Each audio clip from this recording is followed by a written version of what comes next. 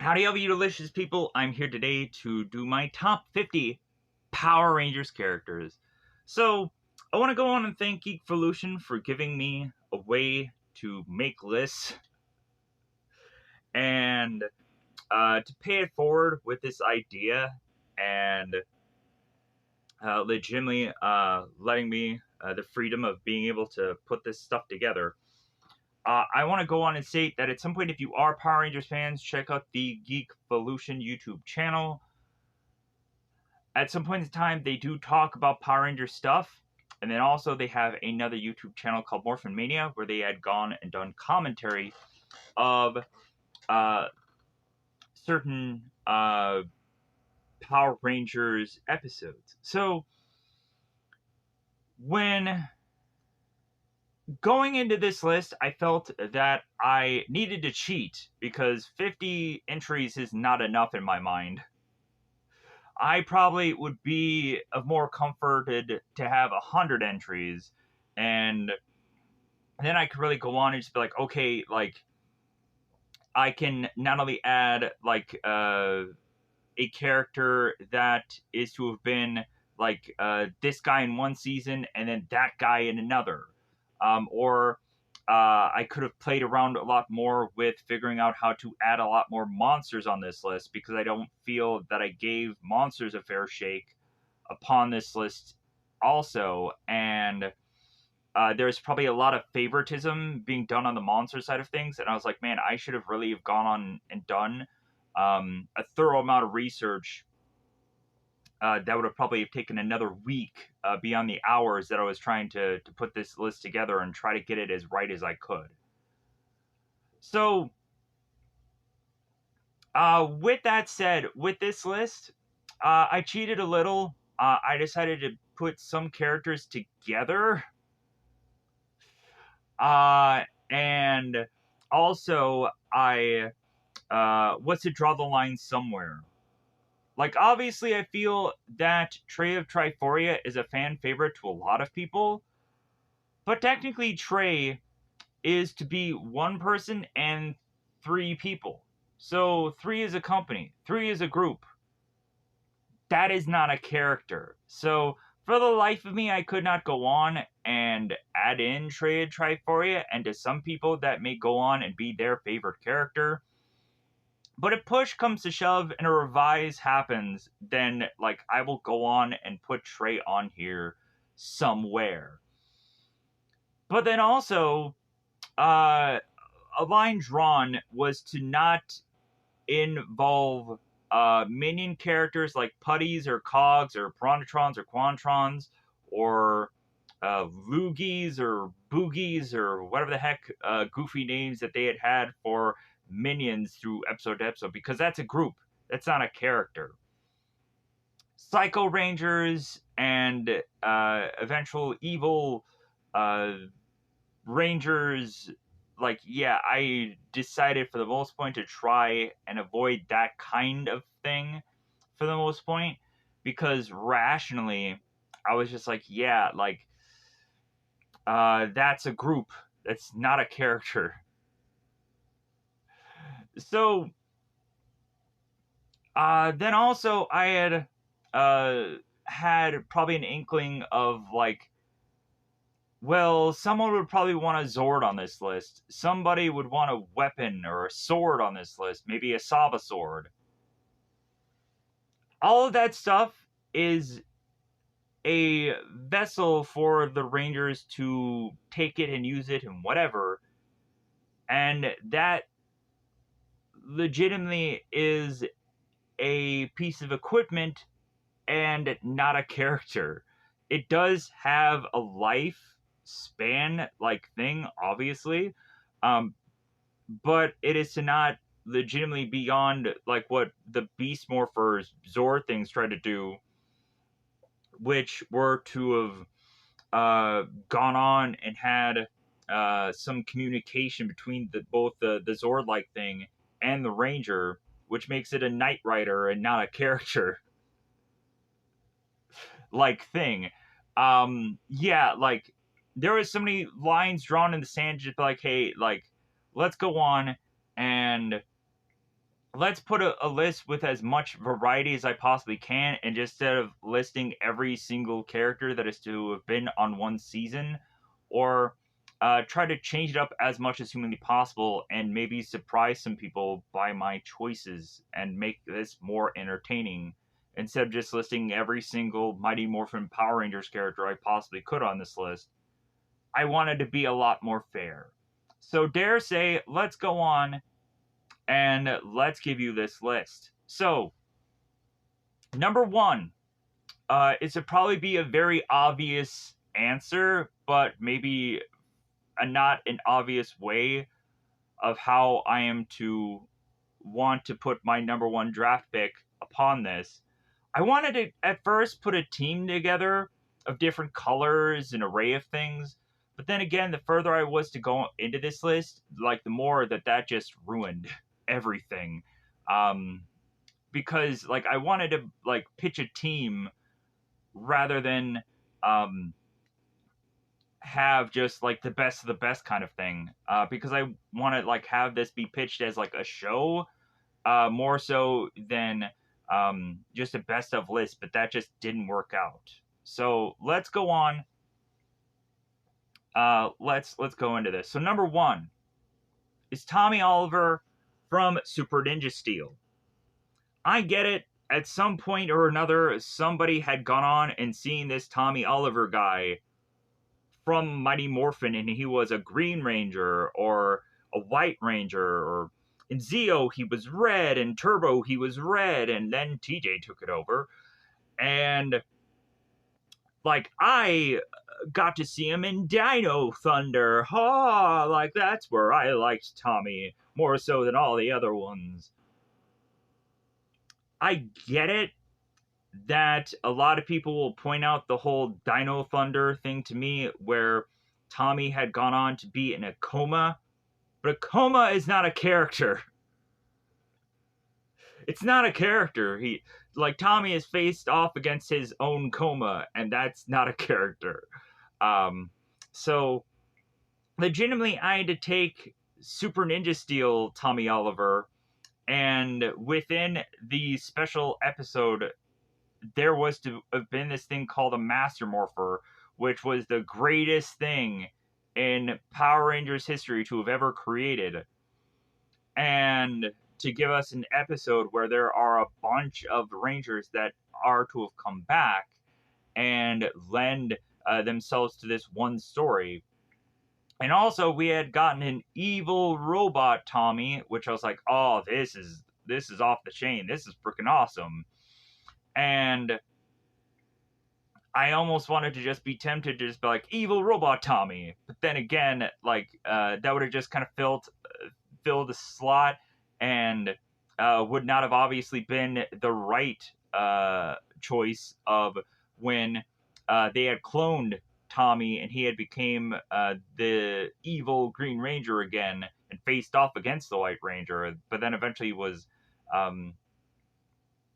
to be sent off to the past. But yeah, so with that said, yeah, like this was just to be the obvious choice to me, but not the obvious to everyone of their favorite Tommy Oliver thing. But regardless, that's how I'd rationalize it. That's my number one draft pick. Regardless of how, at some points in time, maybe not everybody is a Tommy fan. But moving on, anyways. Number two is Anubis Kruger, Shadow Ranger SPD. So, Kruger, in all honesty, is like top 5 best mentors. Not only was he going on and leading this team every episode, but then also he had his own internal struggle going on, his own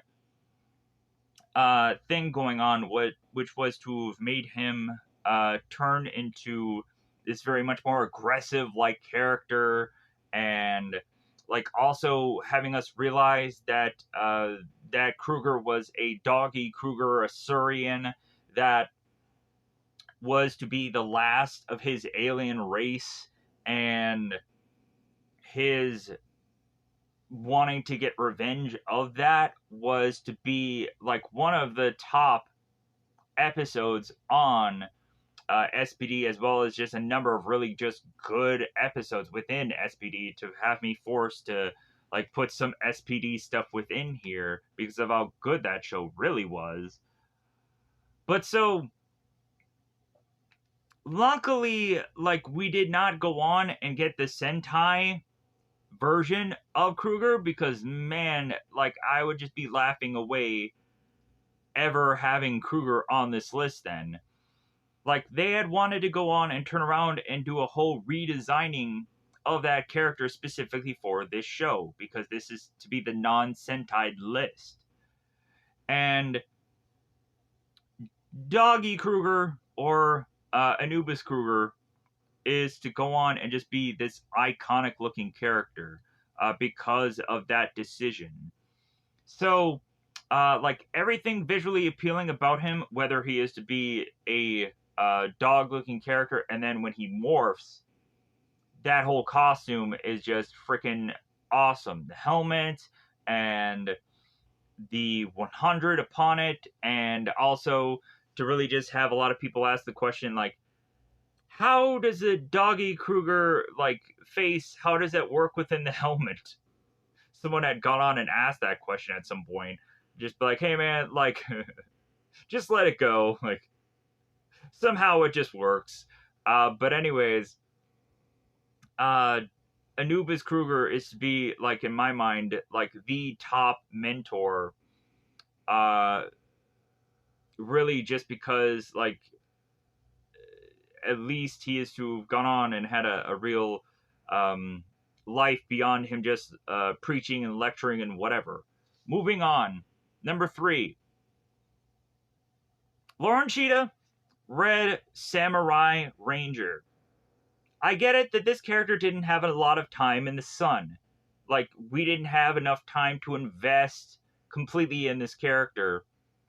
But regardless of that, she is to have been a character within the main team, to have been the very first Red Ranger. And again, a lot of people are going to throw at me still the Red Ranger from the Alpha team in SPD that was a female, and also the comic book that had a female Red Ranger as a lead. And I'm also going to talk about some comic book and some kind of just other media Power Rangers that I'm going to place on this list for probably obvious reasons. But Lauren, to me, like, was a person that I was like, oh my god, like, this is, like, all I've ever wanted for Christmas was a female Red Ranger, and they finally had given me that on this show. And then I was like, okay, hopefully at some point they try to do this again. And they did so. So yeah, this is all just purely about the historical achievements that this show had finally strived to frickin' do. So yay, we can all celebrate this to have been happening, but I also just really liked Lauren, to the point of that actress. I'd gone on to check out her YouTube channel and had heard her talk about her background in acting and all these other things. So yeah, it was just really an overall interesting character once I got to also find more about the actor. Moving on, number 4. Carter Grayson, Red Lightspeed Rescue. You know what? I get that I've already had certain people upon this list that have worn the red suit a time or rare time. But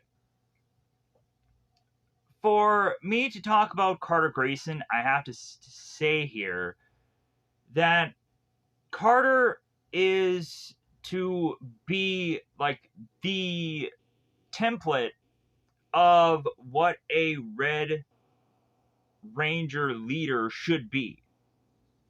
Just across the board. Like, copy and paste this man for years, as far as a Red Ranger is concerned. besides the visuals of the Red Ranger suit and all of that jazz, because Carter was the best, I feel, Red Ranger upon a show that was actually good. There was a lot of things that I wanted to go on and pull from Lightspeed Rescue for how, like, they would go on and at some points really take the time, even in these like Easter egg like episodes that Carter was in, to still give him time in the sun to be like, okay, hey, like, yeah, like Forever Red, like he's going to have some bits of dialogue in there. He's not just going to be an Easter egg character that's in the background. And Carter is to just kind of eventually, when they come back into like just kind of some team up episodes, like he's going to go on and have some time. Like Carter was so good that you could have easily been interested in an episode that just focused on him, as well as also had him in the mix with all these other Rangers. And eventually, when they had also the sixth Titanium Ranger, which they kind of teased that Carter was going to also be, as well as also the Red Ranger, because they kind of tested whether it was going to work on him or not, and then they decided, no, like let's kind of have this sit off to the side and eventually give another character a chance that will eventually create a very really interesting and good story.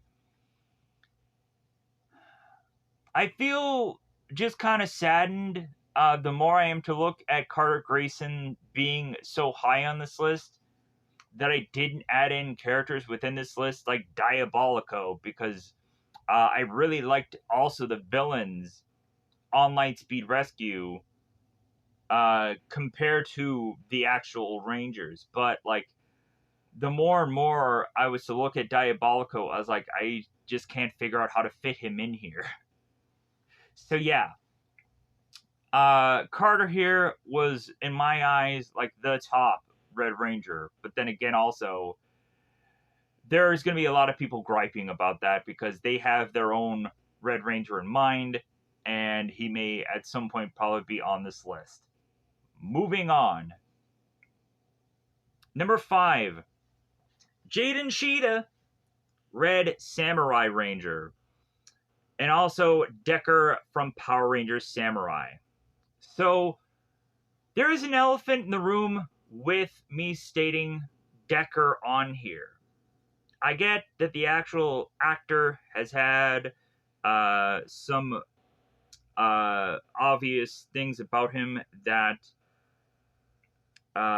is to be a problem for adding either Decker on a list or the Red Ranger Wild Force on this list. I get it, but I cannot go on to this list and not say Jaden and Decker in the same breath. Because for how amazing, especially in the very beginning, Jaden was in Samurai, when you really could have like Jaden be holding his own, but eventually he's gonna like go on to bring in this other team of cast members to kind of just play around with. Jaden still eventually had his own story with Decker that just continued to build and build and build till there was to be this amazing payoff between these two characters, because Jaden eventually did need, as Tommy had gone on to need himself, a Goldar-like character to play off of. And that Jaden was to have accomplished that with Decker. So, regardless of the actual actor issues upon this list, I'm to still go on and say, like, you have to state both of these characters together. It's a non thing. It's a package deal, sadly enough. Moving on. Number 6, Jason Scott, Gold Zeo. So I know what everybody else is thinking, that it's like, hey, no. Jason Scott was to go on and be the Red Mighty Morphin Power Ranger, and it's that or bust. Why are you going on and saying Gold Ranger Zeo? Like, he wasn't in that as much as he should have been, blah, blah, blah, blah, blah. Or some people may go on and say Jason Scott Omega Ranger instead of going on and stating either one of those other things because they had read the comic books and was like, oh man, that character was dope. I get it. But here's the thing. So when you look at Mighty Morphin Power Rangers, honestly, who is your go-to character that most of the time people latch on to and focus so much on when it comes to Mighty Morphin? It's probably Tommy as the Green Ranger, right? Or it's probably Tommy when he's the White Ranger, probably. So to go on and really counter that and to really help people understand why I say Gold Ranger Zeo is because there was nothing really going on in Power Ranger Zeo besides Jason becoming the Gold Zeo Ranger.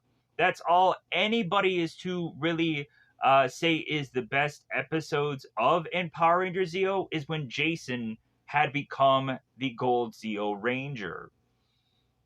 And also, like, there's a lot of things just kind of working for both Trey and Jason visualing or visual wise for the look of that character, the shield of that character, and also like the Pyramid Zord, which is not a character, and Pyramidas and whatever. But so legit, like, you can say all day long that like Jason Red Mighty Morphin is to be your number one draft pick and the bestest ever, but still, like, he is to had some fighting times with the Green Ranger Tommy also being just popular on that show. So it is what it is for me. Let's move on. Let's go into number 7. And also, a lot of people could say it's like, oh, well, like, when I look at the Gold Zeo Ranger, I look at Trey. Okay. But moving on. Number 7. Trini Kwan, Yellow Mighty Morphin Power Ranger. So, I get it that some people may go on and probably state that they probably don't understand why Trini may be so high on this list, and then others are like, no, like, she needed to have been higher on this list. She needed to have been number 2 or number 1 or whatever, because this character is so beloved. Regardless of the lifespan, metaphorically speaking, of this character when it comes down to peace conferences and whichever. But also, Trini, when it comes down to her, I say her in quotations here, being involved in Once and Always and sacrificing herself for a Ranger, but then also to give us eventually another character to take up her mantle. That was to have gone on and been an amazing thing for Power Rangers to give us that heartbreaking story. But then also, Trini from Mighty Morphin, as well as the Mighty Morphin characters all together, are just to be so beloved and just so heartbreaking when they were to have left for that peace conference. And so, like, legitimately, there has to come up with some ways where we would have to put every single one of those characters that had left us somewhere on this list, and believe me, they will be on here. Regardless of how long it takes, regardless of how low they are or high they are, or otherwise, like, not everybody loves all of Mighty Morphin, and they have their own set of favorites. But moving on. Let's move on here.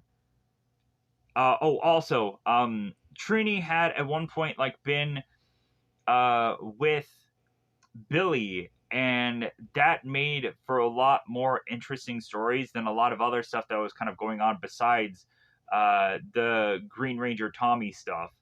I feel. So again, let's move on here.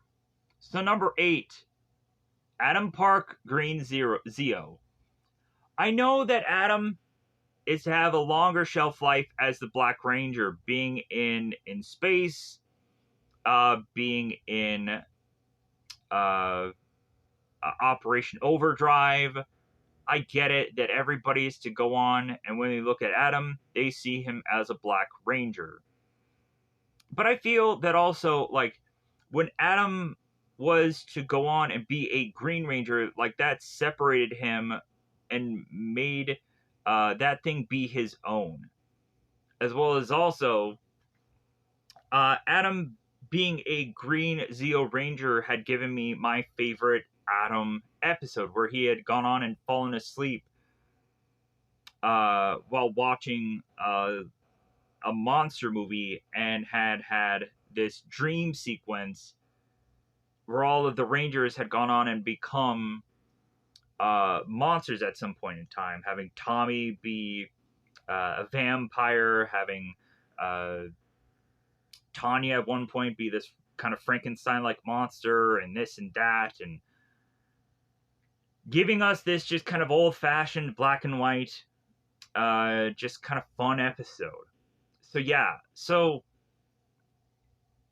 with that said, yeah, like Adam, I could say, like, even in Operations Overdrive, when he finally became a leader of a team, which they were, I think, going to try to do with Power Rangers Turbo, but it just never happened. Like, Adam or Johnny Young Bosch had to state that he's like, well, yeah, like, I was growing out my hair to somehow look like Jason David Frank, because we knew all along that he was going to leave, and like I was going to try and step in as a Tommy replacement, but it just never happened. So yeah, let's move on. Number 9, Eddie Banks, Blue Hyperforce Ranger. So weirdly enough, we have a YouTube channel that is to somehow give us Power Rangers continuity. It's very weird. So we would go on to have a role-playing dice game that had gotten into a Power Rangers comic book known as Power Rangers Hyperforce. And within that cast of people, I probably could have obviously stated who was to be known as Bulk on Power Rangers had also been Paul, and he had gone on to do one of the characters on that Hyperforce show. But I was like, well, like, I would much rather have this character than that character on this list. But so really, I was to just kind of look at the cast and just be like, you know what, I really like Andre, Black Nerd Comedy, and so I wanted to figure out a way to have just Eddie Banks on this list, and so I was very biased about putting him on here. But in all actuality, I was like, you know what, like, I wanted to try and put a team of different colors together in the early parts of this thing, but it just, again, like, things started to just fall to the wayside. But so Eddie Banks would have been my top draft pick with a Power Rangers team. Moving on. Eddie Banks was also to be involved in the comic book Power Rangers Shattered Grid. So yeah, definitely go on and check out the Hyper Power Rangers Hyperforce stuff, because it was really fun for what it was. Eventually, at some point, not all of the episodes were winners, but by all means, just kind of check that out if you are to just like Power Rangers content, and also check out Black Nerd Comedy because I enjoy that YouTube channel as well. Moving on, number 10. Master Vile, Mighty Morphin Power Rangers. So, when Master Vile came into Power Rangers, like, the stakes were heightened.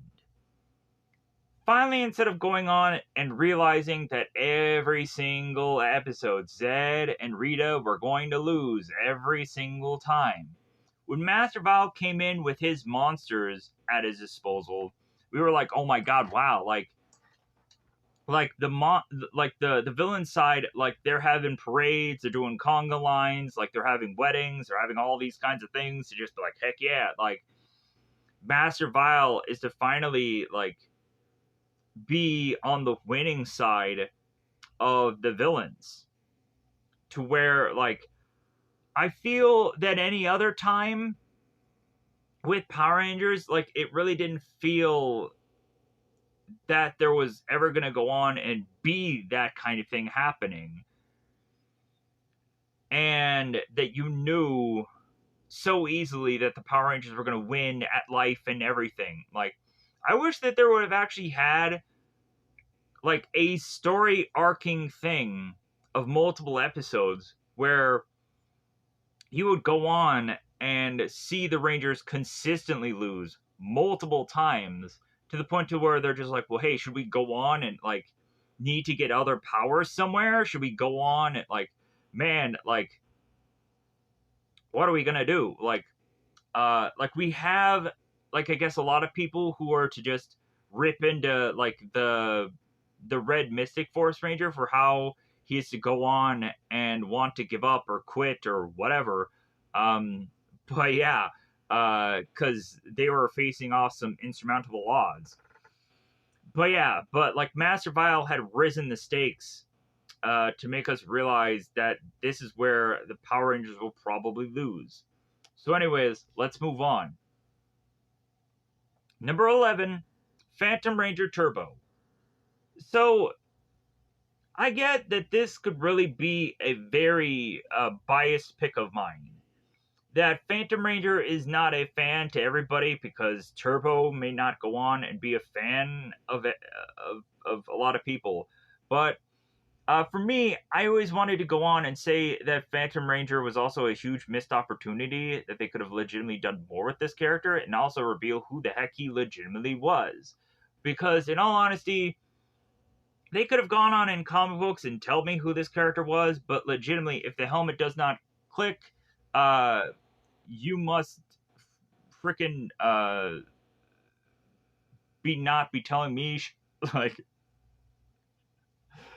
like, no, like, if the helmet does not come off and reveal who he actually is, then I am to not do anything more than still have some conspiracies of who this character actually was to have been. And no, it wasn't Billy, because everyone says that. No, it is to not be all of the dead souls of all the Rangers from prior things, because that is creepy and weird. And more than likely, the only rational reasoning could be it's Zordon's son, or to have been some other rando-like thing that at some point would maybe be revealed. I would like to think at some avenue of story. What if it could have actually have been Zordon himself from like, from the past or future or whatever, and to have had that character go on and come back to us and finally rationalize who that character actually was all along, that could have been a very interesting story, and maybe they could have done something about that within Once and Always. Like, that would have been a really interesting tale.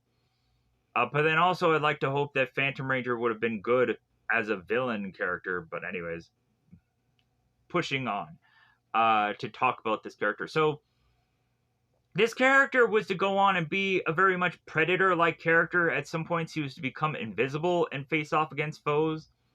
And also, he was really having us tease the fact that he could maybe get together with the Pink Ranger at some point, but it just never happened. And it was getting just so annoying. Just like, oh my god, can you just take off that mask and just lock lip that woman? No, you can't. Oh, like, they completely did not put in the legwork or effort to just, like, really, like, do anything to reveal who this character really was to us by the end of Turbo, because I guess that they figured that that show wasn't a successful thing enough. Hence why Jason David Frank is to talk about Turbo, and it's like, well, yeah, like at some points I do get Turbo love, but it's to probably not be as prominent as other things. So moving on. Number 12, Goldar and Rita Revolto. I get it that sandwiching these two characters together in the show was not a good thing. Let's be honest. Like, they forced them to end up being with another comedy duo, and, like, it really was just struggling for the show. But you know what? I was to have thought about putting these characters separately, but then again, like, Rito is just, like, cosmetically, biasly interesting to me, and then Goldar is just to be the hands down the best, like, lackey gopher character compared to any other lackey gopher character in Power Rangers existence. This character was putting in the work so much so that they had to give him wings to make it easier for him. Because, man, like, this character was to fight off Tommies and Jasons and all the other Rangers at some point in time, because legitimately, like, he was to be the one that was to be the real nemesis of the Rangers, probably even compared to eventually when Rita and Zed would show up at some points in time, because really, like, Rita and Zed never really truly always got their hands dirty. So, anyways, that's why Goldar is so high on this list, as well as also Rito is to probably unjustifiably be so high in this list, because it's just my biased cosmetic opinion upon him. Moving on. Number 13 is Ryjack from Beast Morphers. So, some people may go on and look at Ryjack and just be like, who? Yeah, I get it.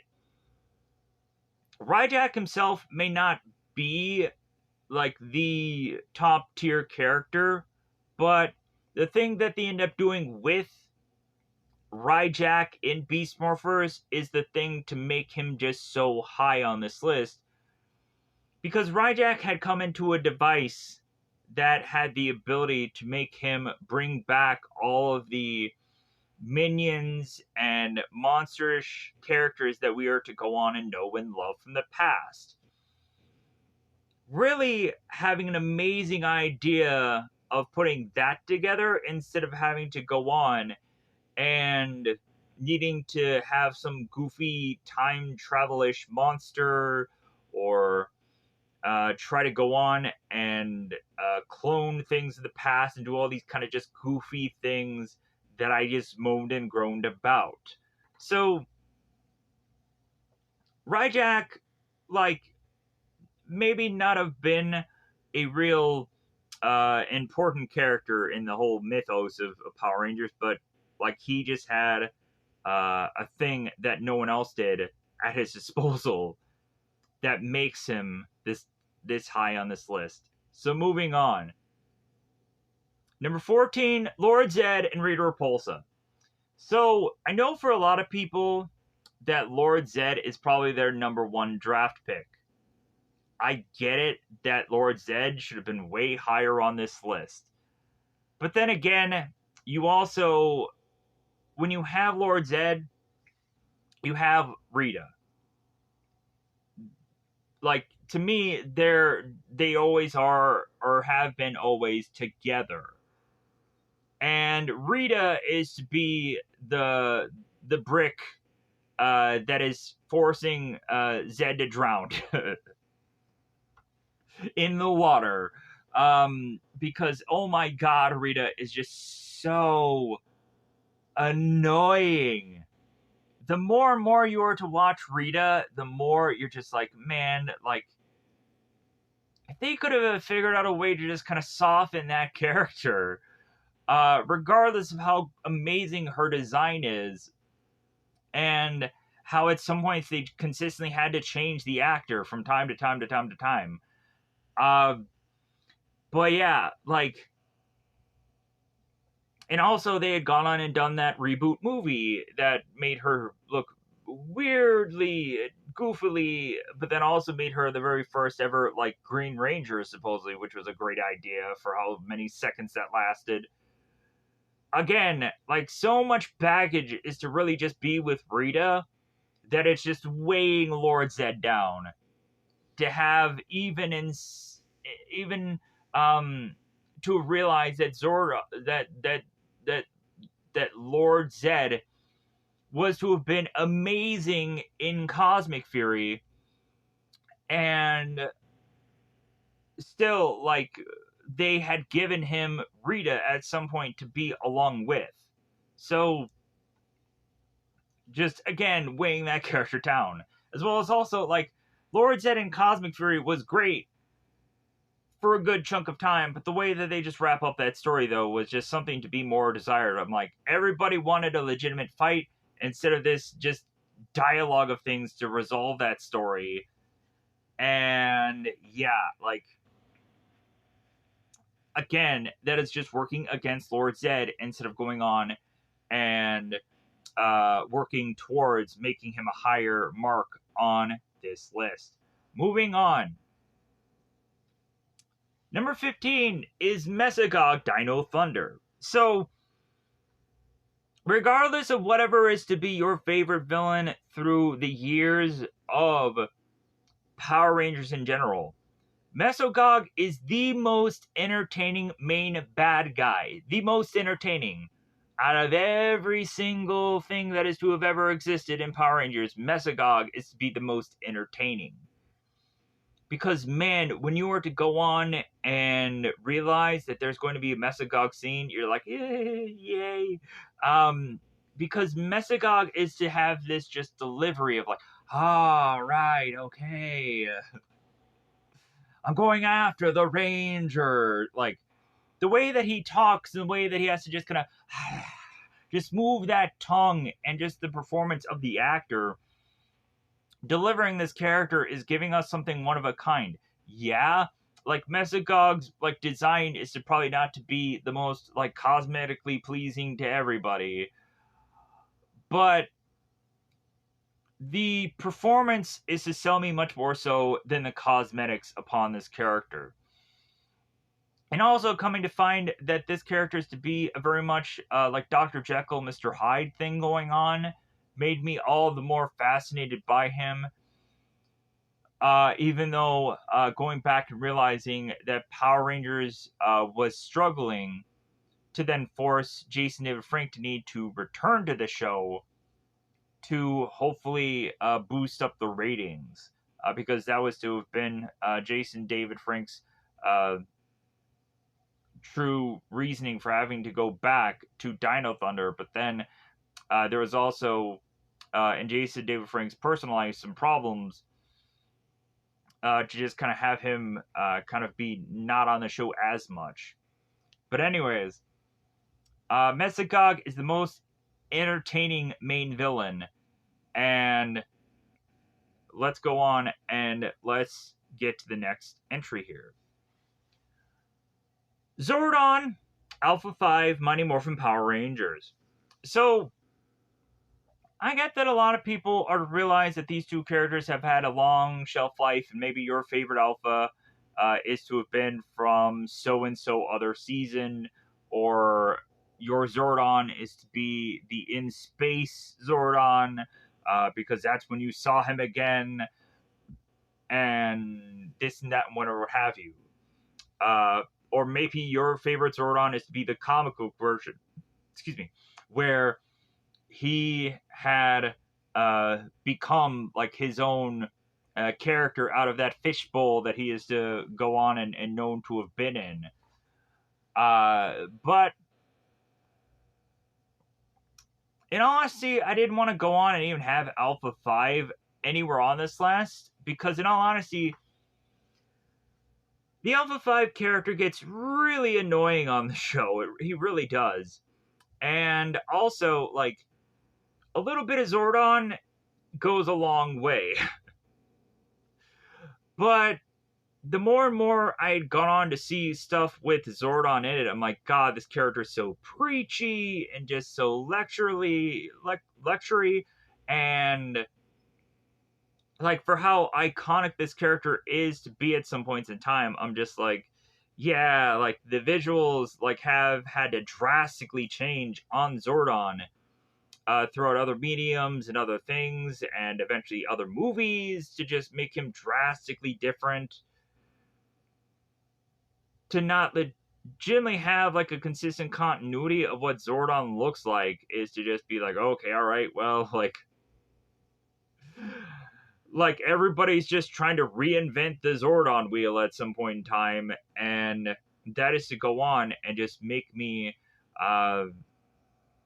just like realize that like, yeah, he's an iconic being,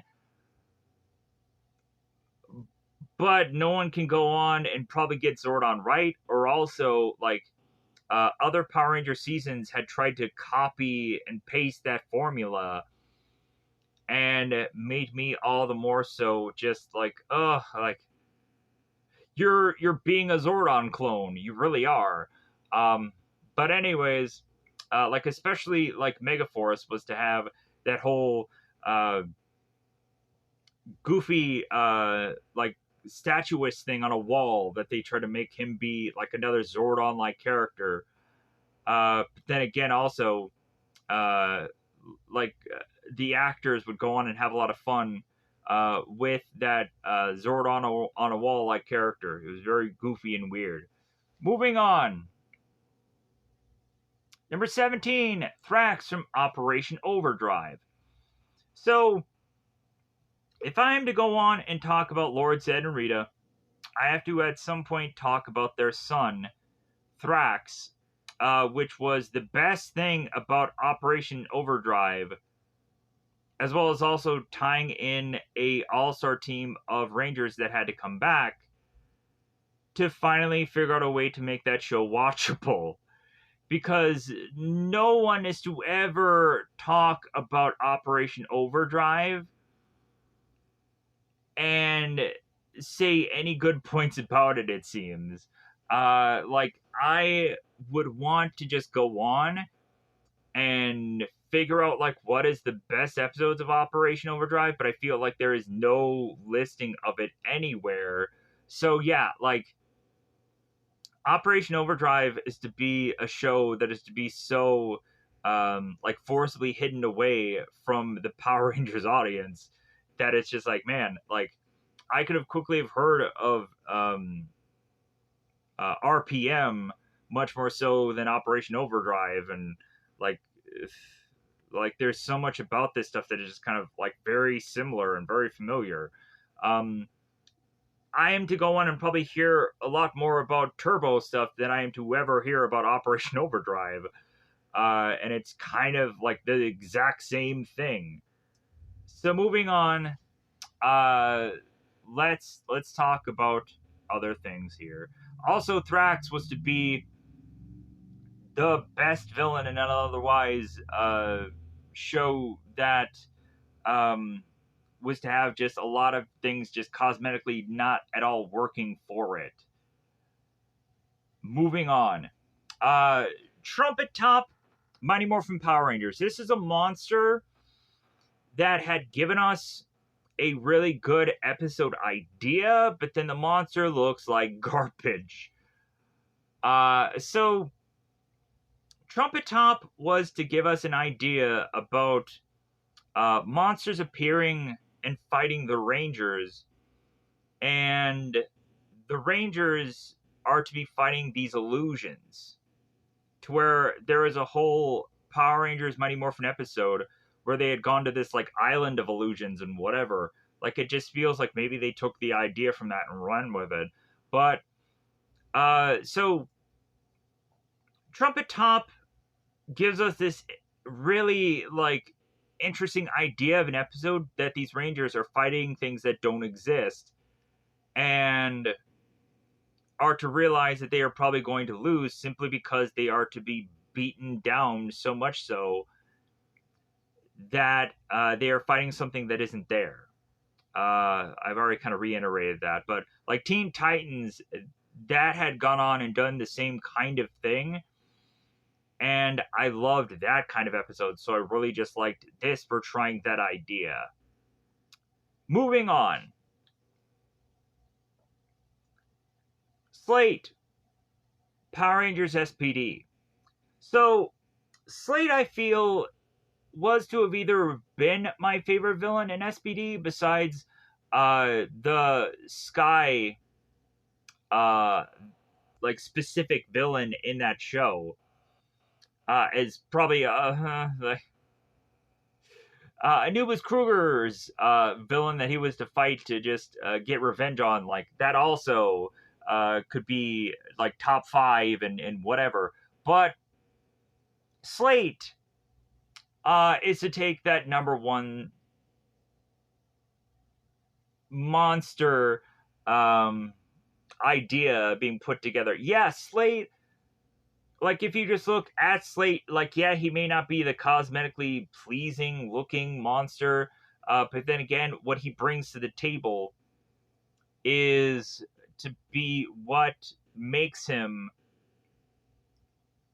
to be something that I'm like, man, if they could have gone on and brought him back again at some point, or just revisited this idea, man, like I would love this kind of Power Rangers episode. But sadly enough, it is what it is with them just kind of putting forth ideas of monsters for week to week to week. But yeah, Slate, one of the best monsters in Power Rangers SPD. Check out my review of Slate and just realize how much I just probably really enjoyed that episode. Moving on, number 20, Screech, Conductro, Dino Charge. So I couldn't just have stated just one of these characters without saying the other because they work as a duo. And also, to finally show some Dino Charge love, because man, was this a great idea that may have been stolen from Stephen King's Cell, but I don't care because we have come to find that DC comic books had stolen this idea to make stuff like DCeased. So we would come to find that Screech and Conductro was to have gone on and played this little tune that had made a bunch of people all turn into zombies for this Halloween themed episode. And out of all the people that were to have been the most unlikely characters to have relied on to save the day, we would have the Blue Ranger that is to be the cavemanish character. And man, I would have been so tempted to have also have added the Gold Ranger from Dino Charge somewhere on this list, but it just didn't pan out because like that character is to be like the gold medieval knights character, and really I liked like that overall character and his accent and everything like that, and the joke that I had to go on and realize of like he is such a great ranger, but he's not the Red Ranger. Anyways, so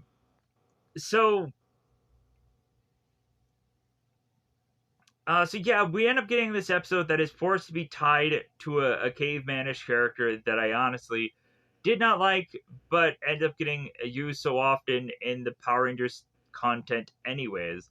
No offense to the actor, it just has everything to do with just that character. But so, like, hey, everybody like wants to get work, and they have to just kind of work with what they're available with, and so like they just had to make the best of it. But so yeah, it gives us a zombie episode from Power Rangers, and if I'm to not always like state how much I'm to probably just like characters because they probably were to have like some supernatural element thing to them. A huge missed opportunity was to have gone on and had uh the one Mystic Force Ranger that had gone on to become a vampire in one of her episodes, or in a story of her episodes, that I was like, man, I would have wanted to put her on the list, but it just, like, the cards could not have played out this day.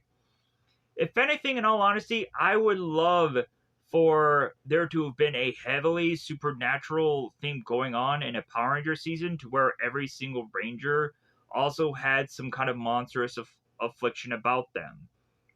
Have one Ranger become a werewolf. Have one Ranger become a vampire. Have one Ranger become uh, a Frankenstein-like character.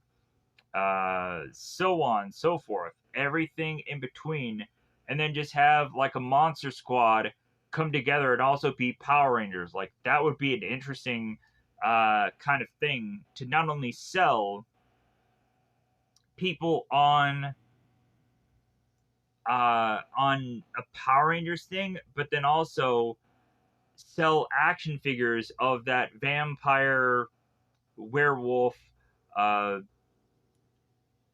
like, we have duo action figure things going on. Like, you can sell them as 2-packs and whatever. But if anyways, that would finally make a lot of Power Rangers fans happy to get a supernatural themed season. Find a frickin' lead. And you could have also have gone on to maybe have like Amelia from Cosmic Fury, like, come back and have her like go on this ghost hunt, or have like the Easter egg of her having some ghost company that these Rangers might be tied to, giving some kind of continuity if they aren't going to go on and just like restart like Power Rangers altogether. Like, you know what, if you're going to restart Power Rangers, get every single one of the Power Rangers some kind of individual power, like they tried to do with Beetleborgs or Power Rangers SPD, but then they started to eventually just kind of forget about all that and go back to like, well, hey, like one of our Rangers just has this one power about him, and I was like, like, you're really reminding me of like Power Rangers in space by doing that, where only Andros, it seemed, had like a real power, and then all the other Rangers were just Rangers, sadly enough. But anyways, moving on, let's get through this list because I've already been talking for an hour and I'm halfway through this list. So, 21 is Guy from Mighty Morphin Power Rangers. So, here's the thing about Guy.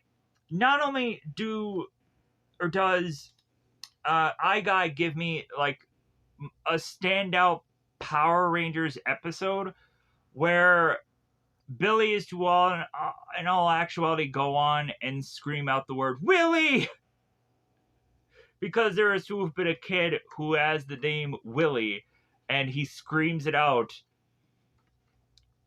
and I just had a good chuckle and a good laugh about that.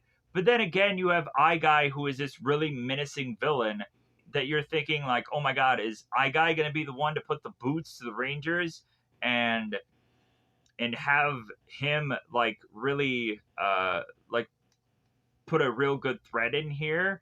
But yeah, like, Guy is weird because like you go on and you're to be like kind of about the monster, but then again you're like like in a good way. And just like, wow, like they took a lot of time putting together this monster, and I thoroughly enjoyed his visuals specifically. But anyways, let's move on here. 22 is Sledge from Dino Charge.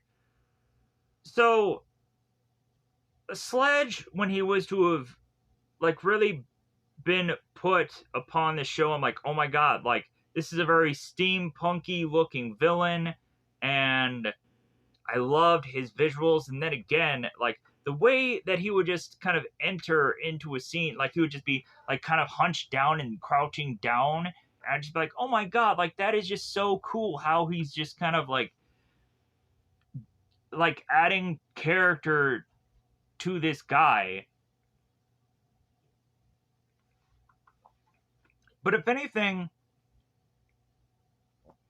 with Sledge, like I actually wanted to put him a lot higher on this list because, in all honesty, Sledge and the villains of Dino Charge was to have really been that, like, the monsters, like, it didn't matter for, like, the longest time who they were. Because really, it was all about them eventually getting defeated every episode. But then Dino Charge had kind of changed the game to make it so that, like, you're going to care about the villains. But then at some point, there's going to be a more balanced amount of stories, amount of things going on that was like, okay, like I can go on and just like every thing about this show,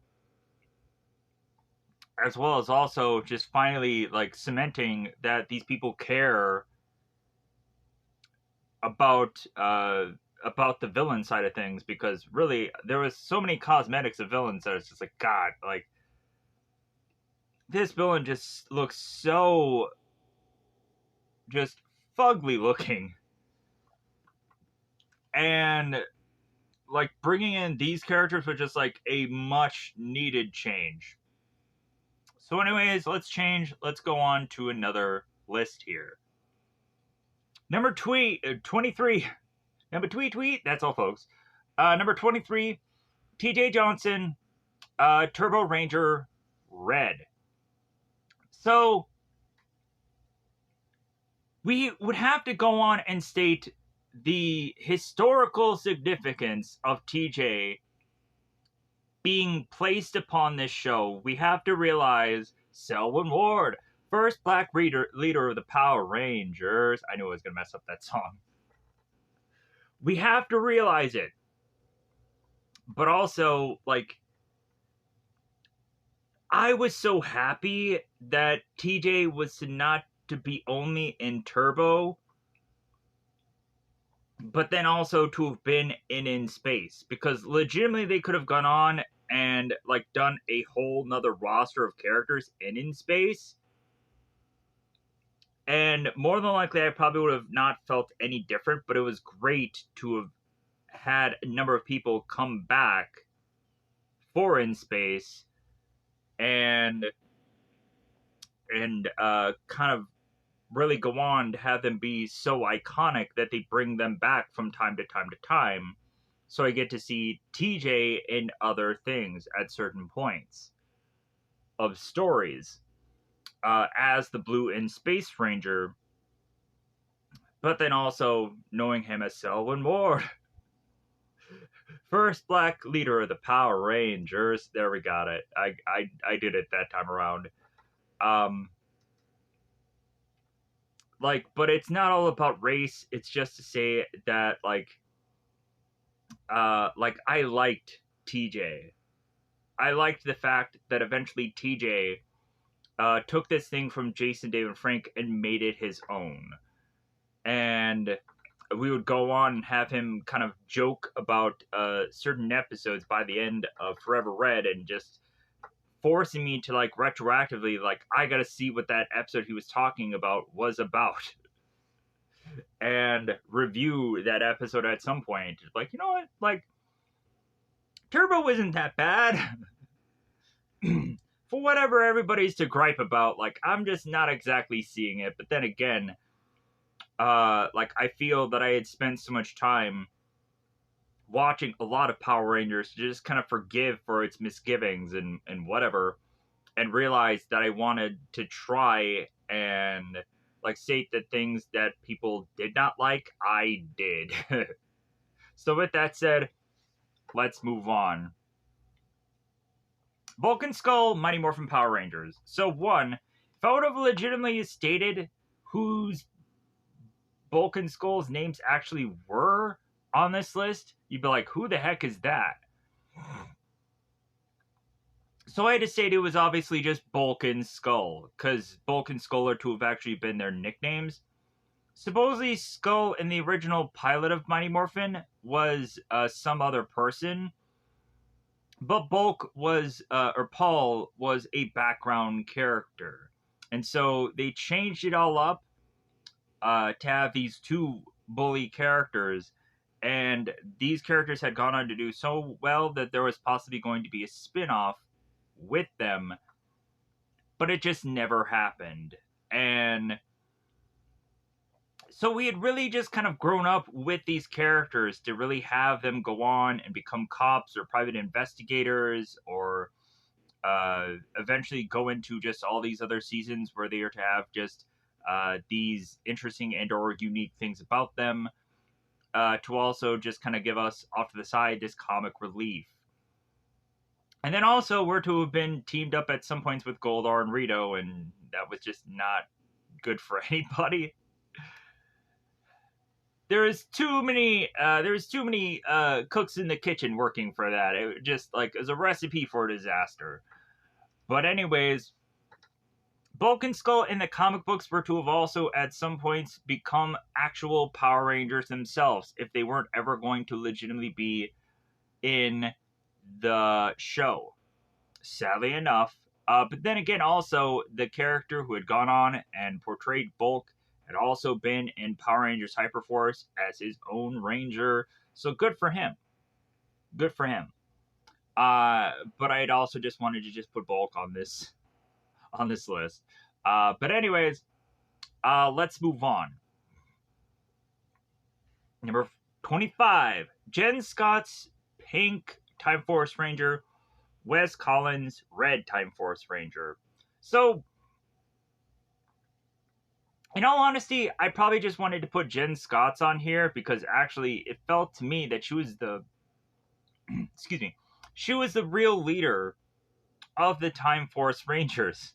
And then Wes was just kind of there, in my opinion. And also there was to be that, like, Hidahoma kid that I went on and just consistently remember from Time Force.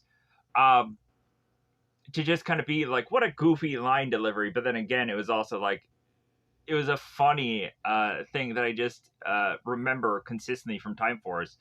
To just critique Wes on, or the actor who played Wes.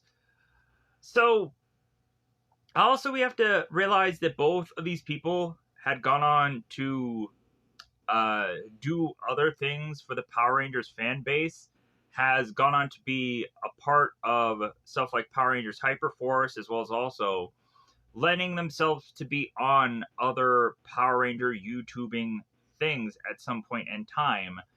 And legitimately all the more reason for them to have the fan base that they have, but then also to be beloved as much as they really are to legitimately be, as well as also them being involved in Power Rangers comic books, as well as also stuff like Shattered Grid. So I can understand for a lot of people how Time Force can probably be their favorite season, or just a season that is beloved by all, because really, I love the whole idea of like a Power Rangers team from the future going back in time to save the world. Like, it's just a really good idea. To where also it seemed that Power Rangers Hyperforce tried to just kind of take that idea and run with it. But then also, like, me myself, I would have gone on and pitched a whole entire season where, yeah, we would have like a Power Ranger from the future coming back to really just help us understand how, like, we have the tech that we have in the time period that we have, but then also to have a certain kind of problem going on in the future to need to battle in the past. So yeah, like that would have just been an interesting Power Ranger season to pitch. But then again, that is to be what it is. Moving on. Number 26, Lord Draken, Shattered Grid. I know a lot of people would probably say, like, man, why is this character so low on this list? And I would just say, because I technically already have a Tommy Oliver character on this list.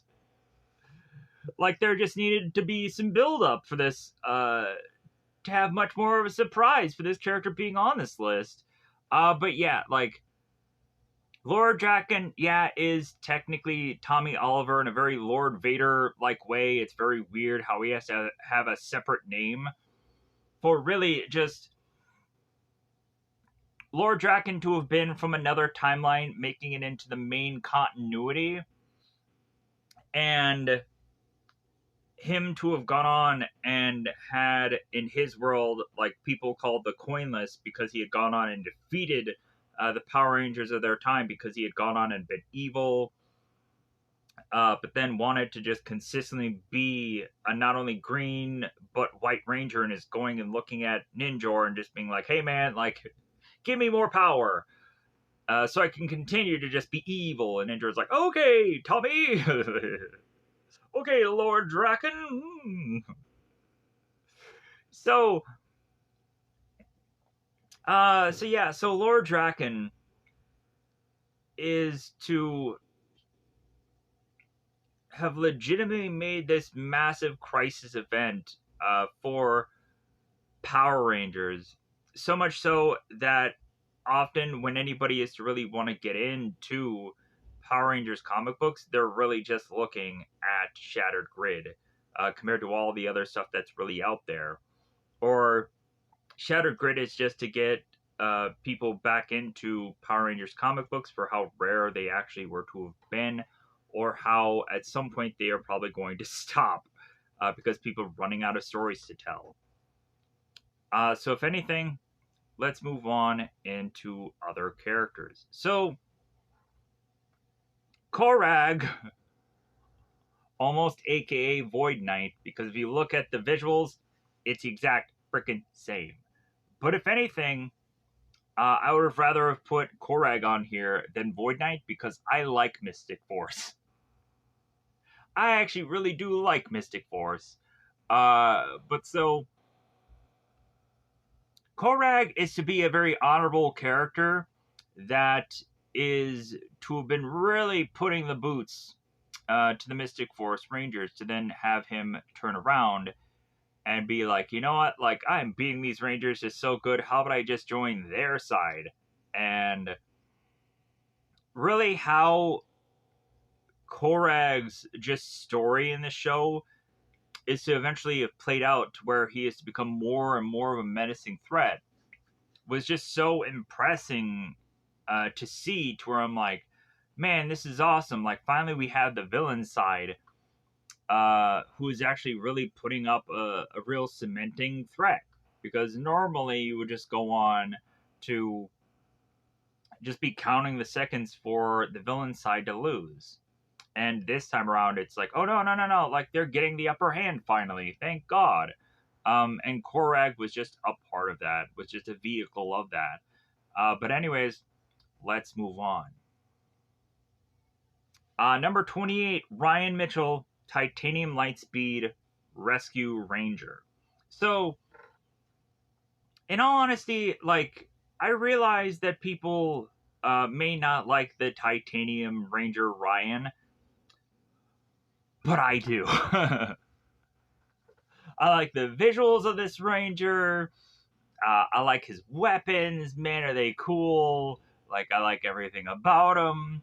And then also, I am to know that the actor was to really have loved, like, Power Rangers, and also, like, had, like, collected a number of things from the show that he had still, like, kept, and really been a person who was, like, really watching the show, even though he might have not have actually been involved in it at certain times, and whichever. And so yeah, like when you go on and you find the behind the scenes where Ryan is to just talk about the show, oh my god, like that makes me go on and just like the Titanium Ranger even more so uh, than just legitimately liking how his story was to have played out in the show with the whole Cobra tattoo thing that eventually was to just kind of weigh down every time the Titanium Ranger would go on and morph. Then again, he needed to morph more, but then Ryan was like, yeah, about that. I don't think I can morph today. Really? Yeah. Because of this whole tattoo thing that you guys aren't aware of. Um, but so yeah, like, uh, really a lot of good things about this Ranger to me. But otherwise, let's move on. Number 29, Ninjor. You know what? I wish I could have justified Ninjor being way higher on this list because a ranger-like character flying around on a cloud is freaking dope. I would have liked to have had Ninjor because of the way he talks, and flying on that cloud would have legitimately had him be like so high on this list, absurdly so, and probably a lot of people would have probably hated me for it. But god dang, man, how like Ninjor is to talk. It's freaking awesome. So yeah, like regardless of how like he's just a replacement for Dulcia and legit how they had to just kind of horseshoe him into this show. But you know what? Like this is a character that like had just kind of gained ground with audiences and had him from time to time help out the Rangers and had his own like Zord and everything. So with that said, you just have to give Ninjor that he was to have been just this fun enough character that everybody at some point was like, okay, like whether they hated him or loved him, he was there regardless, and they keep bringing him back at some points of time, even in Shattered Grid. Moving on, Tyler Navarro, Red Super Dino Charge Ranger, or really just he was in both Dino Charge and Super Dino Charge, but Tyler, there is to be a biased reasoning for me stating him probably so high in this list, in a lot of people's probably opinions. But the actor who is to have gone on and played Tyler is to also have a YouTube channel where, in all actuality, you comment on his YouTube channel and he actually responds. Wow!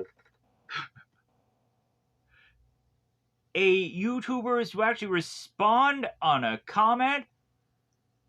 What a world-breaking idea that is to have occurred this day. And I'm like, man, like this guy has the time to comment about whatever goofy thing I am to go on and say. But yeah, like that alone could go on and give him all the more reasoning for being so high in this list. But then on top of that, like Tyler is to go on and have this struggle of him trying to go on and find his missing dad within the Dino Charge story of things.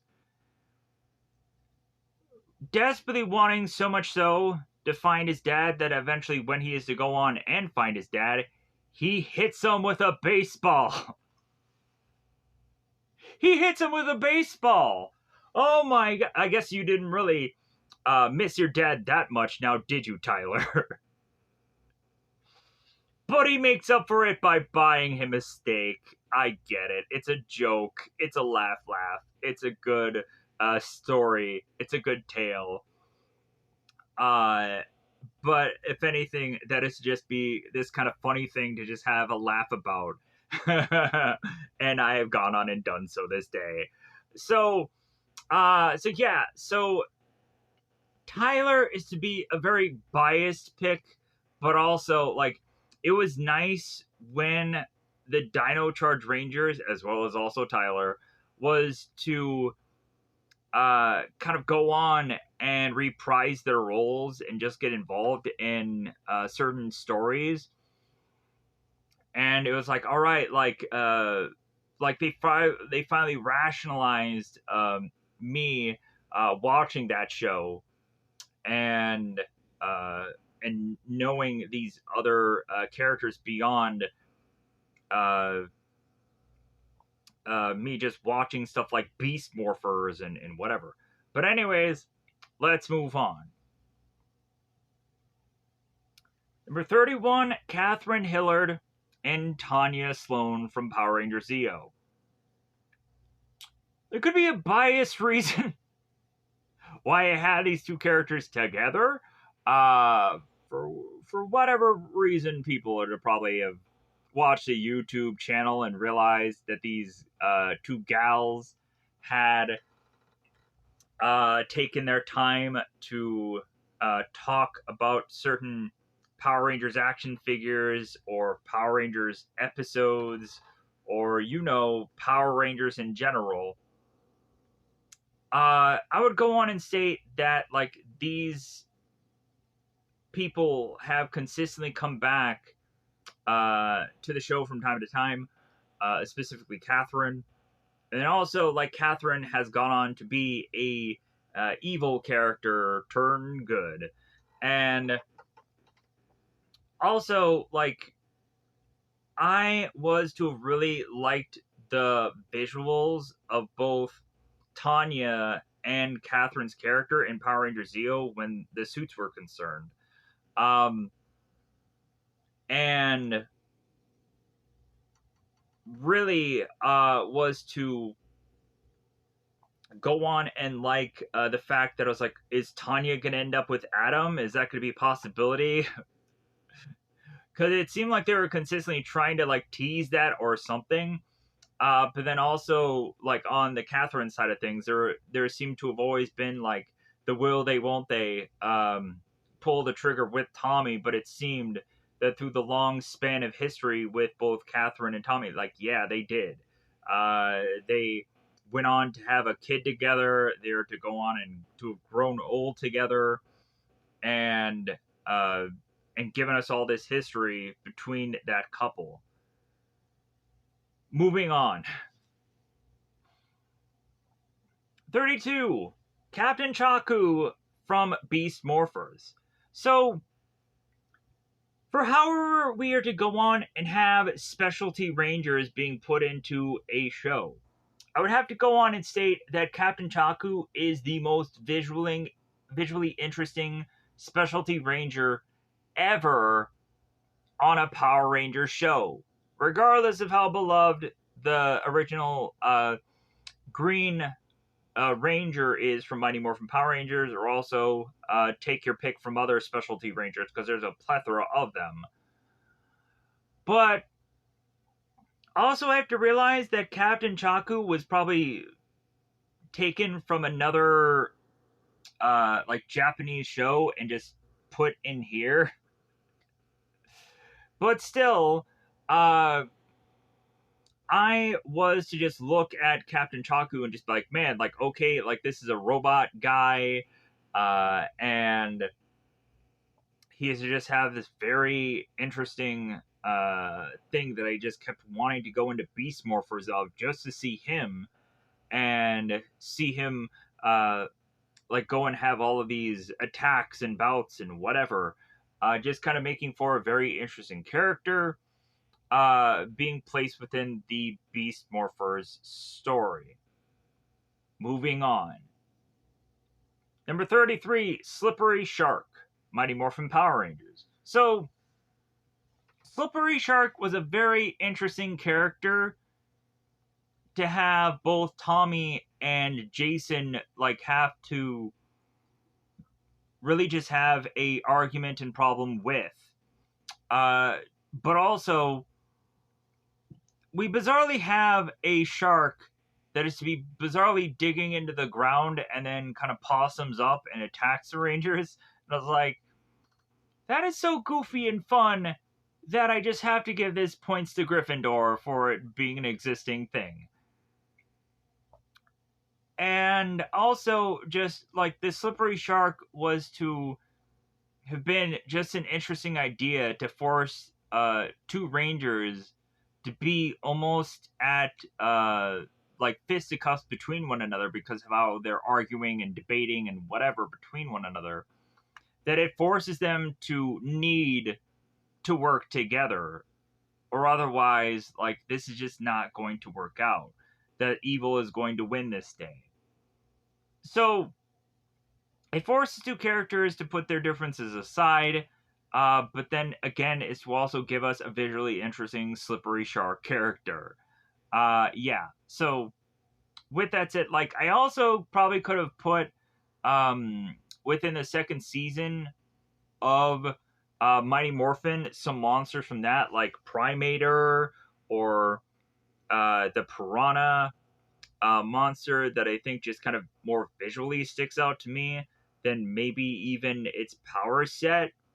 But Slippery Shark was just legitimately a monster that I wanted to put on this list because of uh, the Tommy and Jason just story that was to just resonate with me.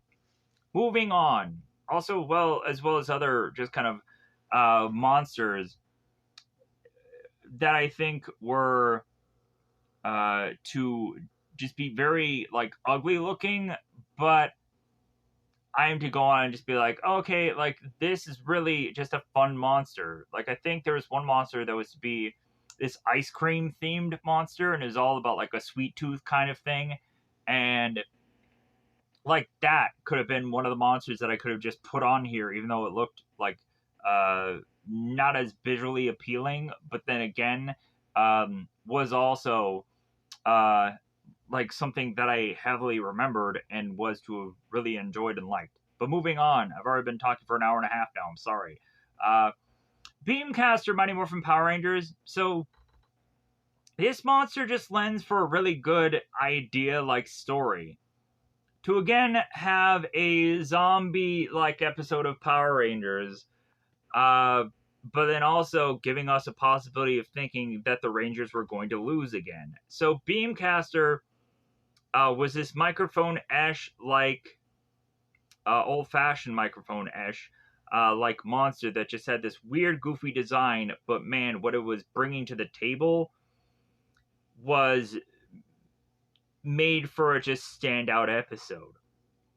So I have to go on and give Beamcaster that, but also I can't rank that monster all that high just because it's a very goofy visual, but again, it's the fact that this monster is just to be a vessel for a good Power Rangers episode is just really what all it comes out to be.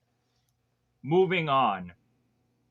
35, Orion, Silver Super Mega Force Ranger. So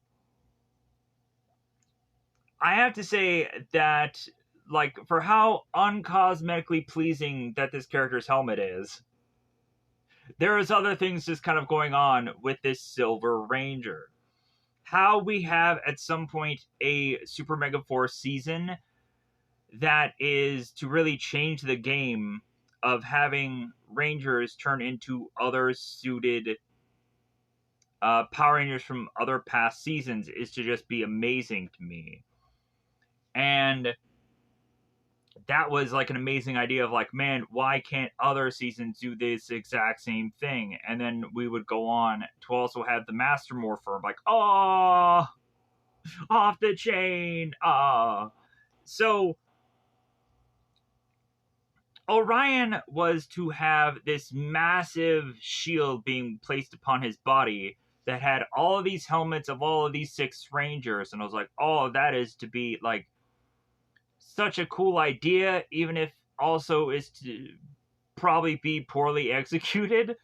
Um, but like how they were to have put together this Ranger was to make him all the appeal. regardless of how you feel about Megaforce in general.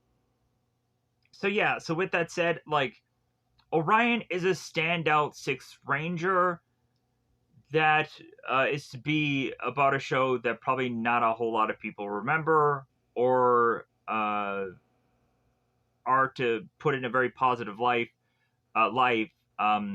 because of the legendary battle. Oh, moving on. Necroli Mystic Force. So, straight up, this character is to come to you because of the visual appeal to me, just going like, oh, this is like a bat looking character. And they are to be on a show that I really do like because it has a supernatural theme. And oh my god, Necroli is to be such a cool character that I wish could have gone on and had a longer shelf life, but sadly enough,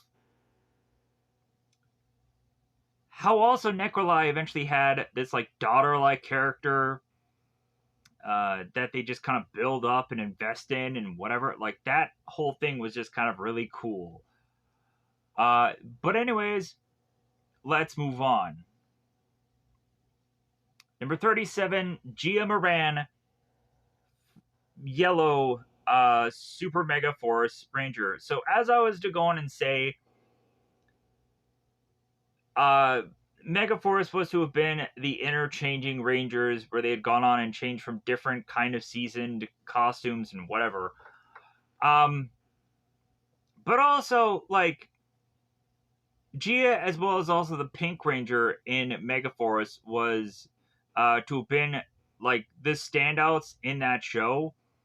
But then also, like, the actress who had gone on and played Gia had turned around and also done a number of other projects, or tried to do a number of projects that tied into Power Rangers at some point, trying to have her be casted into Power Rangers Hyperforce, and for one reason it just, or for one reason or another, it just didn't pan out. Or eventually, Sierra had gone on to just try and do project with other Power Rangers characters, and also we have the White Dragon movie that is to still be in development. So yeah, like wherever that is to eventually be an existing thing, hopefully we'll go on and have that project be out there. So again, like all the more reason to just have liked Gia on that show. But then again, it's to also have like the actor who is to go on and play her and be involved in another number of other projects, either Power Rangers related or something in that same kind of vein of sorts. So moving on. Also, I liked playing her in the Power Rangers mobile game that kind of helped me figure out how to to put this list together because I couldn't have figured it out easier in other ways. Moving on. Ecliptor from In Space. So,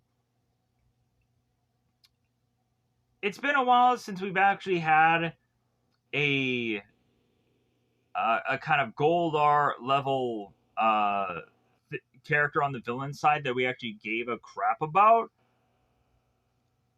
up until Ecliptor.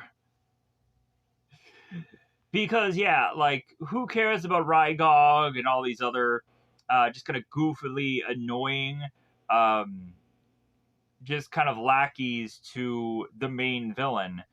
And like Ecliptor was to just finally just say like, okay, like let's give them a character that they're going to remember forever, as well as also like Ecliptor was actually this visually interesting like character that was to also have um these abilities that were actually doing very well to add towards the later half of In Space. If In Space wasn't good enough, we have Ecliptor to being added to it. That just added that extra just oomph to that show. And eventually, the way that things played out with uh, Andromeda Corone, going on to almost accidentally get killed, and then both Ecliptor and Andros are duking it out, fighting it out. Made for an entertaining show. Moving on. Number 39, Billy Cranston, Blue Mighty Morphin Power Rangers. Zach Taylor, Black Mighty Morphin Power Ranger from Once and Always. So, if I am to go on and praise Billy, I would have to go on and praise Zach within Once and Always. So, like, I had to figure out a way to roll in the Mighty Morphin Power Rangers and give them their due on this list. But without one, I had to state the other because, like, it was to just be, to me, this unbalanced thing. But then also,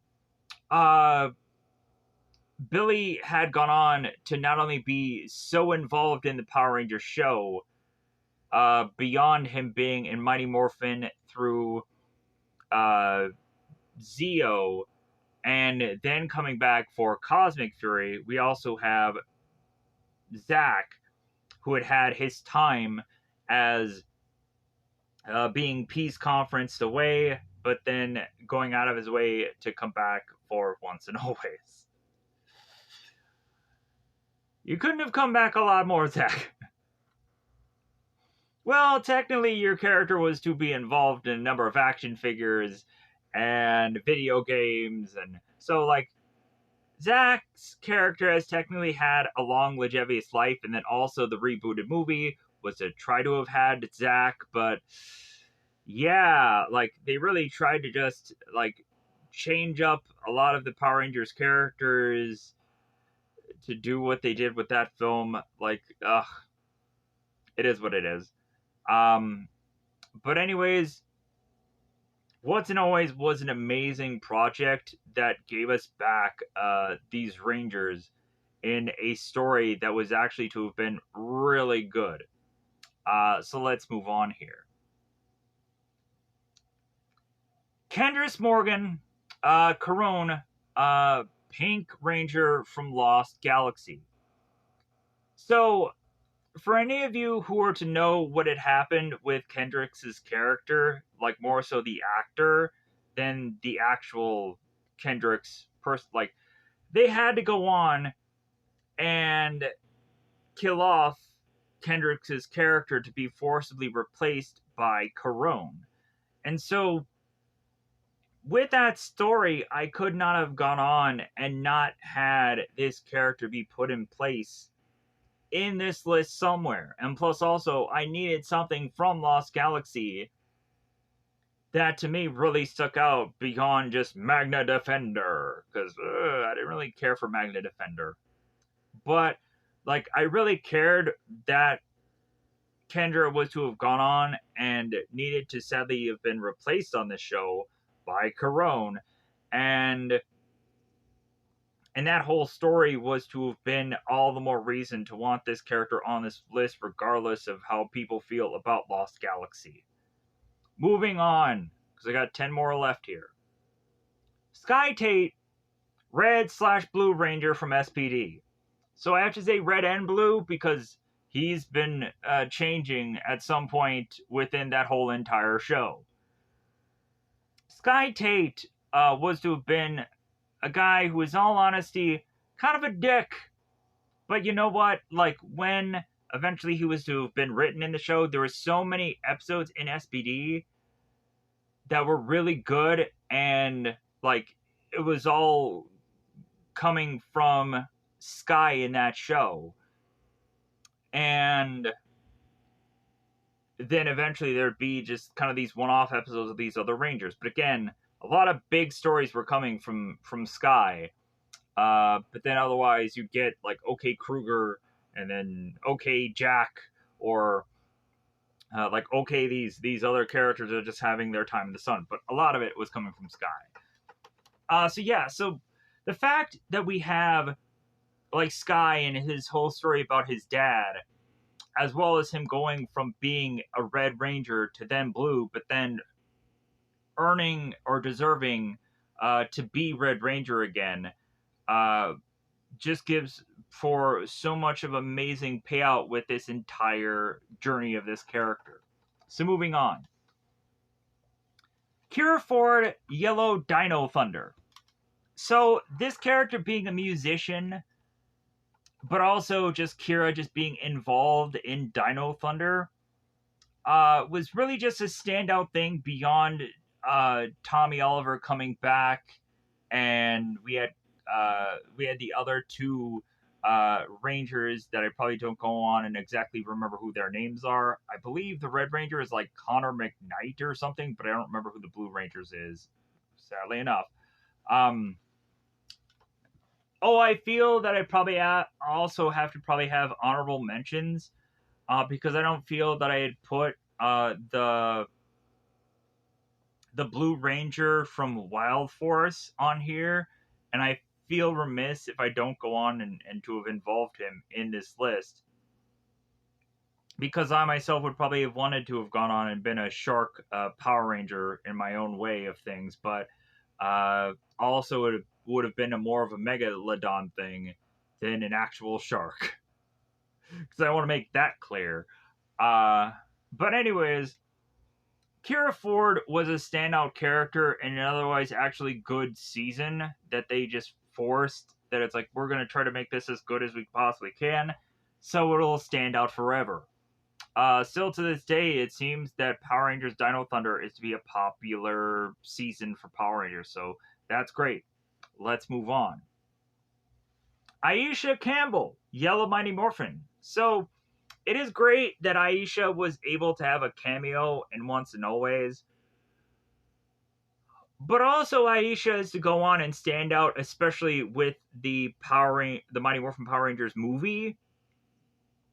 As well as Aisha just being a lot of fun. She's a bubbly character, and you also just have to just remember Aisha is to be like, yeah, let's boogie with the bear and this and that, and like so many probably lines coming from Aisha from just the straight up movie were to be things that I would probably pull away from more so than a lot of other stuff that just happened in that film for how just long and drawn out it really was and this and that.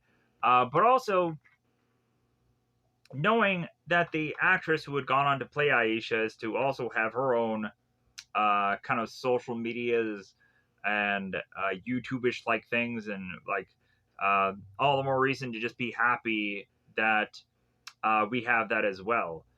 And also to have had like Aisha have some significance, let's just say, on this show. But let's go into other characters. Let's move on. So JJ, Super Ninja Steel, Soul of the Dragon comic book. So I get that this is not a real character, that they had to shoehorn in this character or keep like Easter egging and referencing this character, but you can't help but just be happy that there is technically a son of Tommy Oliver that exists out there in the ether that at some point they are going to bring in and have some kind of involvement with him in, I'm hoping, some project somewhere. If not to just ruin all that continuity and finally reveal. But Soul of the Dragon, the Power Rangers comic book, did go on and give us a JJ character that was to take on Tommy Oliver's mantle and become his own ranger within the SPA or SPD or whatever that is to legitimately have been within that book. But yeah, so JJ had kind of been Easter egged also as a young kid voiced in some background of that Super Ninja Steel special episode where Tommy Oliver had come back. So, hence me also stating Super Ninja Steel because he was just going to be briefly used. But then also, there was to have been that Power Rangers Christmas special where we would go on to find that Tommy is to have had a grandson that had no name. as well as also a son that is to have had, I don't think, any name. And so we have to probably naturally assume that that's probably JJ. So, anyways, let's move on here. Andros, Oliver in space. I didn't know Andros even had a last name.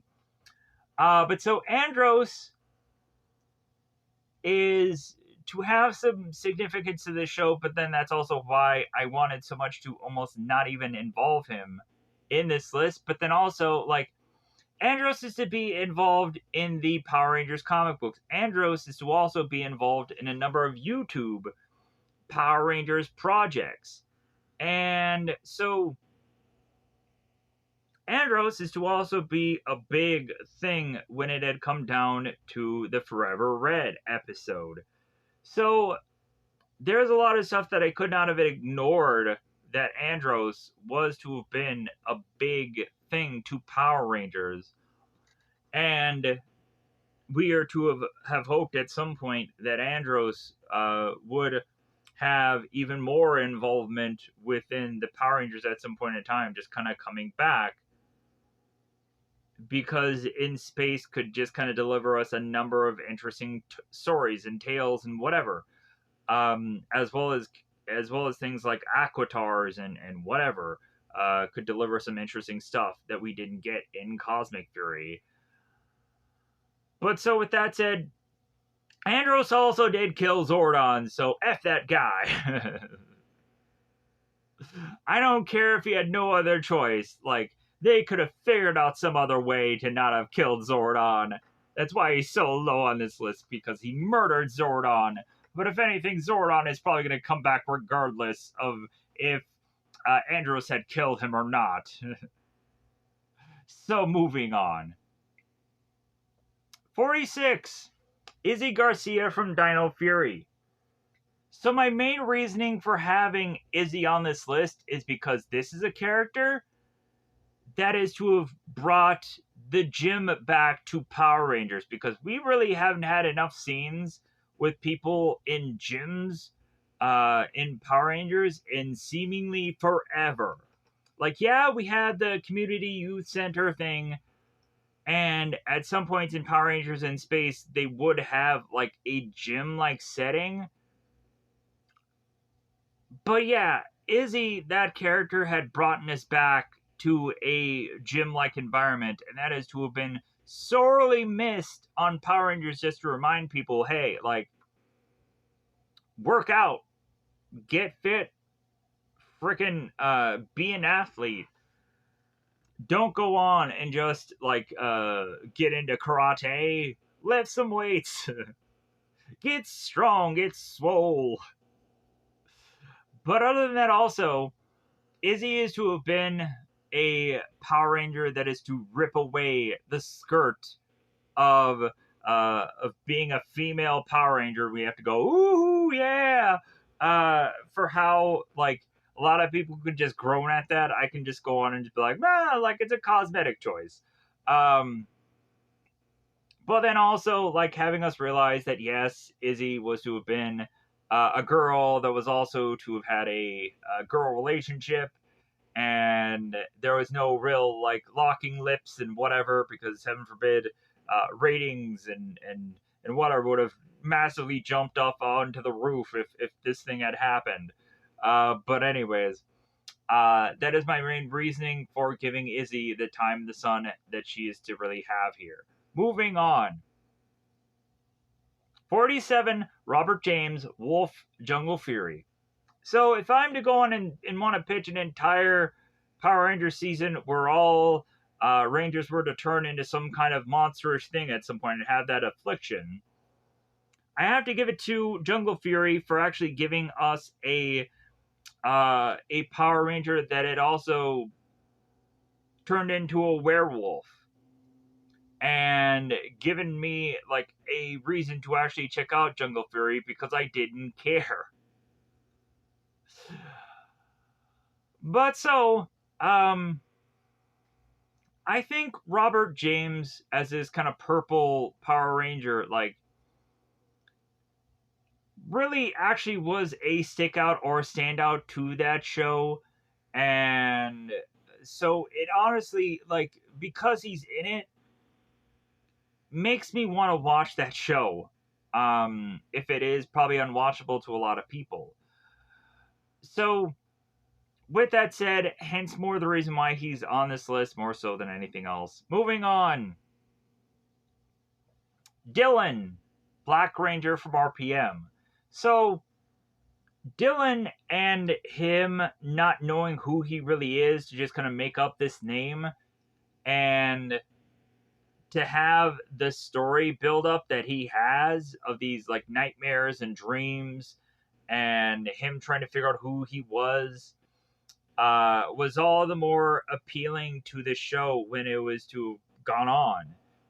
Because otherwise, I wouldn't have cared about this show, especially for how it was visually and how exhausting it was really to have legitimately watched. But yeah, but I had to put RPM somewhere in here, and so Dylan was to be the only real character that I could really thought to have put in place in here, even though there are other good RPM actors, characters, and whatever. Still, let's move on.